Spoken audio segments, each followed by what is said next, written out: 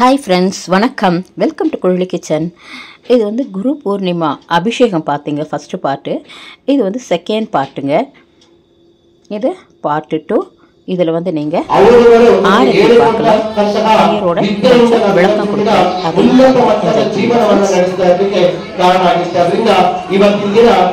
ನಮ್ಮ ಕುಲ ಗುರುಗಳಾಗಿರಬಹುದು ಅಥವಾ ನಮ್ಮ ಮನೆಯ ಗುರುಗಳಾಗಿರ್ಬೋದು ಅಥವಾ ನಮಗೆ ಪಾಠವನ್ನು ಹೇಳಿಕೊಟ್ಟಂತಹ ಗುರುಗಳಿರ್ಬೋದು, ಎಲ್ಲರನ್ನೂ ಸಹ ಒಂದು ಸರಿ ಸ್ಮರಣೆಯನ್ನ ಮಾಡ್ಕೊಂತ ನಾವೇನಾದ್ರೂ ಗುರುಗಳ ಬಳಿ ತಪ್ಪುಗಳನ್ನ ಮಾಡಿದ್ರೆ, ಗುರು ನಿಂದನೆಗಳನ್ನ ಮಾಡಿದ್ರೆ, ಅದೇ ಗುರು ನಿಂದನೆ ಅಂತಂದ್ರೆ ಗುರುಗಳನ್ನ ಬೈಕೊಂಡಿರತಕ್ಕಂಥದ್ದು ಇವೆಲ್ಲ ಆಗಿದ್ರೆ ಅಥವಾ ಗುರು ಶಾಪಗಳಿದ್ರೆ ಅವೆಲ್ಲವೂ ಸಹ ಇವತ್ತಿನ ದಿನ ನಮಗೆ ನಿವಾರಣೆ ಆಗಲಿ ಅಂತ ನಮ್ಮ ಗುರುಗಳು ಯಾರಿದ್ದಾರೋ ಅವರೆಲ್ಲರೂ ಸಹ ನೆನೆಸ್ಕೊಂತ ಅದಕ್ಕೆ ಲೋಕ ಗುರುಗಳಾದಂತಹ ವ್ಯಾಸ ಮಹಾಮುನಿಗಳನ್ನು ಸಹ ನಾವಿವತ್ತಿನ ದಿನ ನೆನೆಸ್ಕೊಂತ ಗುರು ಪೌರ್ಣಮಿ ಮಹೋತ್ಸವವನ್ನ ಎಲ್ಲರೂ ಸಹ ಆಚರಣೆ ಮಾಡೋಣ.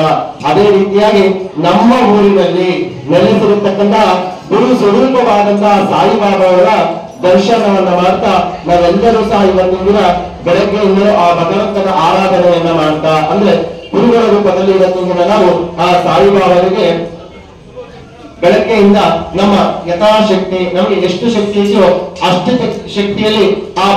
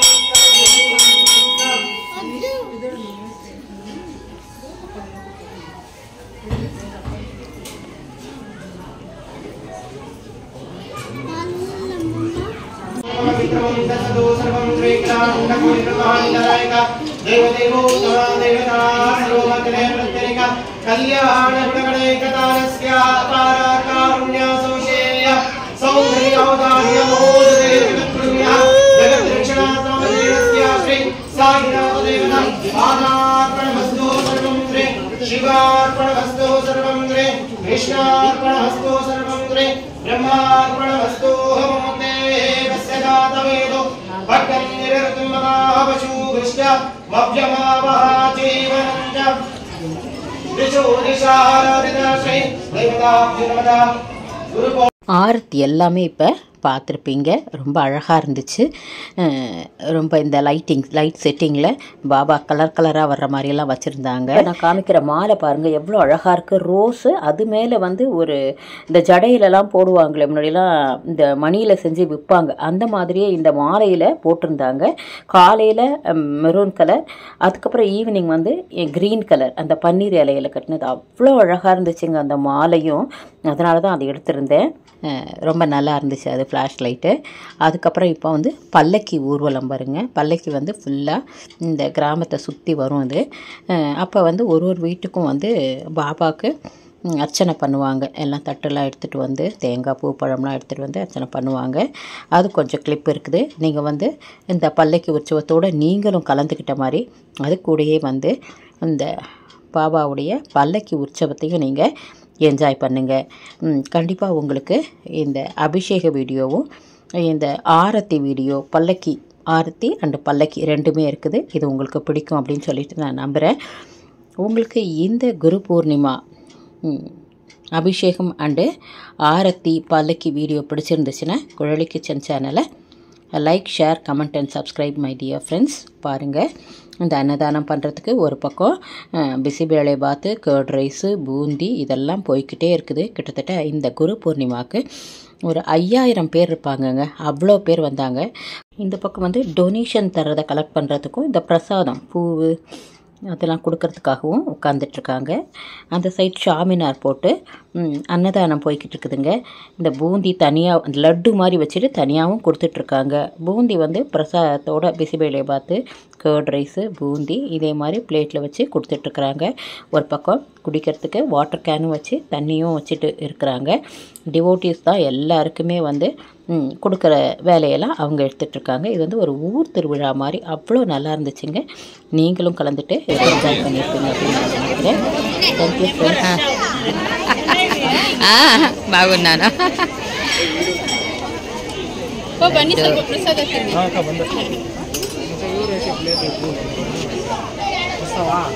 ఇంకా కొంచెం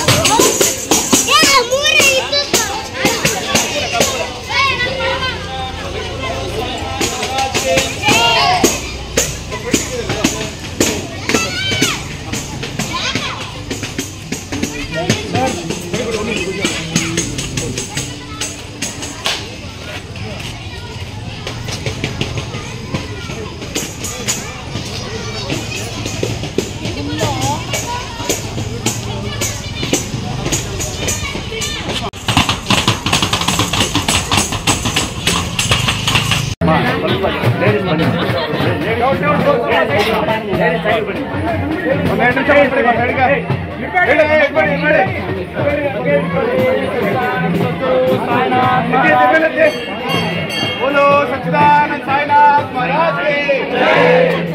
बोलो सच्चिदानंद साईनाथ महाराज के जय। बोलो सच्चिदानंद साईनाथ महाराज के जय। सच्चिदानंद साईनाथ महाराज के जय। बोलो सच्चिदानंद साईनाथ महाराज के